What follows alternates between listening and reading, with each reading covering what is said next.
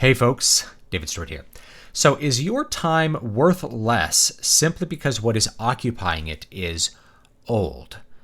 This is a question of psychology when it comes to value assessments we make within entertainment. Entertainment is something that occupies our free time and hopefully gives us pleasure during that time. So is your time worth less simply because what you're engaging in with entertainment is old? I think we've been trained to have a certain value assessment of entertainment that emphasizes the new and de-emphasizes the old through various kinds of pricing mechanisms. Now, a little bit of background to this. I'm going to focus mostly on games, but really this can be applied to books, movies, anything that takes time away from whatever else you might be doing. I recommended this game on the 3DS, Bravely Default, and I saw a friend on Twitter mentioned that he was surprised at the price being $40 on the Nintendo eShop. This game is still $40. And my response was, is your time worth less simply because something is old? This game for $40, I don't remember quite how much I paid for it, but for $40 could give you the same amount of enjoyment, pleasure, entertainment as another game that might be $60 or $70, but is new. And so we've been trained through marketing to emphasize the new. They really want to have a new game launch and have everybody buy it. So it's the new shiny thing which is the most valuable. But if you stop and take a few steps back, what we realize is that the most limited resources actually are time. And this is really very apparent for someone like me who is older, who has a family. Therefore, and plus I write books, make YouTube videos, like the free time that I have to engage in entertainment shrinks a little bit. And so as I look at the amount of free time I have, my bank account is not infinite or anything, but a $60 game will fill up the same amount of free time that I have as a $40 game as a $5 game. So I guess I could make a choice. Do I want a $5 game or do I want a $60 game? But really what I want is the most entertainment for my time. And will this game give you less entertainment somehow than a $60 game? And I actually don't believe it would. It's a beautiful game. It's a fun game. If you like JRPGs, it's a very, very fun game to play, and I would recommend it. But it's not like a loss of time. Your time is being occupied by something which is enjoyable. So this, I think, is kind of the reverse of the Steam sale effect. The Steam sale effect is you see a game go on sale on Steam for $5, and you see that it's normally $50, and you buy it in case you want to play it sometime. And then you declare that you've gained value. And I can go look at my Steam library, and there's like hundreds of games in it, and most of them I've never played. I bought them on sale, or I bought them with a Humble Bundle or something like that, and then never played them. And the reason was because of time preference. So we aren't taking time preference into account. When it comes to my time preference, I want to do the thing which is most engaging, entertaining, and fulfilling for me during my time. And if it costs $60 to occupy all that time, it might be 100 hours, let's say. 100 hours for $60 or 100 hours for $20, it doesn't matter that much because I'm getting huge amounts of entertainment value out of it. What matters is that my time is spent well. So a $5 game that wastes my time is really not worth the $5, so I don't even play it. A $5 game that I'm not interested or excited to play just sits in my Steam library doing nothing. And so I actually did the reverse of the Steam sale thing for a while, a couple years ago. I only bought games at full price pretty much whenever I wanted to buy them, which was usually around launch. So I would pay $60 for a game, and I would buy and play the game. And I would buy the game I was most excited to play, that I was most interested in playing, and I didn't bother thinking about the price. I didn't think, I'll wait 3 months for it to go on sale. And if you're young and you have a ton of extra time and maybe a much more limited bank account, then maybe your value assessment does need to be more like, I need to wait 6 months and pay $20 for it. But for me, the general thought is, what's occupying my time? I have very limited amounts of time, and me saving $30 waiting 6 months to enjoy my free time is not that important to me compared to just enjoying my free time the way that I want it to be enjoyed right now. So this is the thing. If something is old, does that somehow mean it's worth less? We've been trained to buy older games for like $5, $10, $15. We wait 6 months for them to go on sale. And you can certainly do that. And if that's the way you kind of operate building your library, your game library, and playing games, there's nothing wrong with that.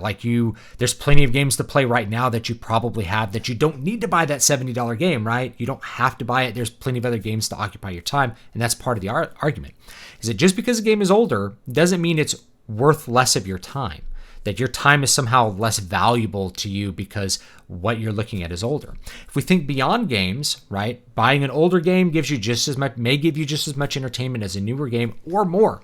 If we think about other things, right, people will pay lots of money to buy a movie on Blu-ray like right when it comes out so they can have it and watch it because it's brand spanking new, rather than buying something out of the bargain bin for $5. But old movies, there's a ton of great old movies. In fact, older movies are really good, and in some cases just going to be better than modern movies in general. So if you're going to spend 3 hours of your time watching a movie, you should try to spend it watching a really good movie. So if you're going to watch Lawrence of Arabia, that's a really good movie. You could watch that, or you could watch a new Marvel movie. Which one is going to be a better movie? Well, whichever one is going to suit your taste, obviously. But, you know, just because Lawrence of Arabia was shot a whole bunch of years ago doesn't mean that it's a less valuable movie or not as good a movie or not worth the 3 hours you're going to take to watch it. In fact, I had a friend, you know, a couple of years ago, he hadn't ever watched Alien. We finally sat down and watched Alien, and he's like, this movie is great. And I'm like, yeah, it's awesome. Why didn't you watch it? Well, it's, you know, it's like from the 70s. Or it's like, okay, well, just because it's from the 70s doesn't mean it's bad. In fact, that's probably means it's pretty good, you know, and it has great visual design. Star Wars came out in 1977 doesn't mean it's somehow not as good a movie as the new Star Wars, which came out in 2019 or whatever, right? So just because something is old doesn't mean it's worth less of your time. So the point here is to value assess your time.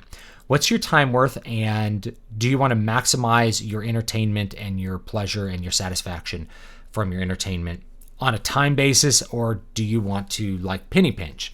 And do you want to think about, you know, what's newer is more valuable and what's older is less valuable? Well, we've kind of been trained to think that way, but that's not the way it works when you think about the value of your time.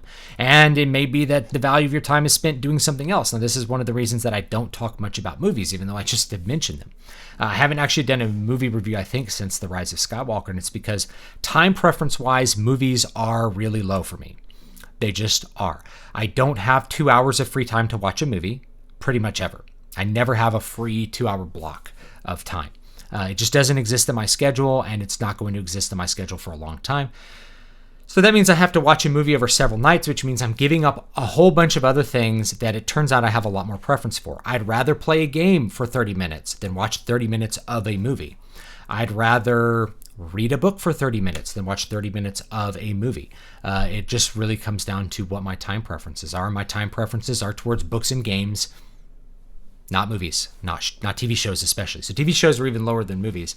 Though I've been watching like a couple anime series as I've been having to use an indoor bike, which is in my spare bedroom here, because the air quality has been really bad, so I haven't been able to go running. So I usually go running and listen to music, and that's how I kind of digest my music.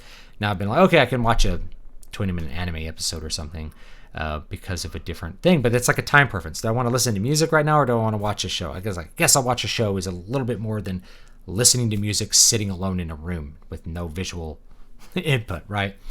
So it really comes down to time preferences.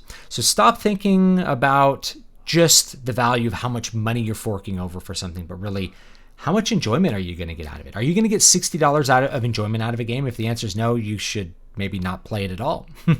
If you're not going to get $60 of if you are going to get $60 of enjoyment out of the game, then you shouldn't feel bad about paying $60 or $70 for a game. So we tend to think of the value just based on the way things are marketed and not really our time, and that's really what I wanted to get across. And Bravely Default is a pretty good game. I did recommend it for the 3DS for good reasons. Really fun JRPG. You can also play Bravely Second Endlayer on 3DS, and that one's actually pretty cheap. You can get it for like $15. Haven't played Bravely Default 2 on the Nintendo Switch, mostly because I didn't like the voiceovers. But if you have, you tell me whether it lives up to the original game or not. Certainly, I think the visual design was mostly there, so I don't know. I might look at it in the future. Thanks so much, guys, and I'll see you next time. And don't forget to buy a book, Keys to Prolific Creativity. This is on establishing your creative process to get things done, accomplish your goals. This is basically how just tips that I've learned about ordering my life so that I can work consistently and get my books out.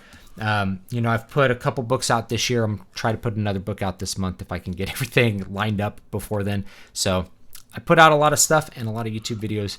Hopefully that advice will be useful for you guys. Thanks so much, and I'll see you all next time.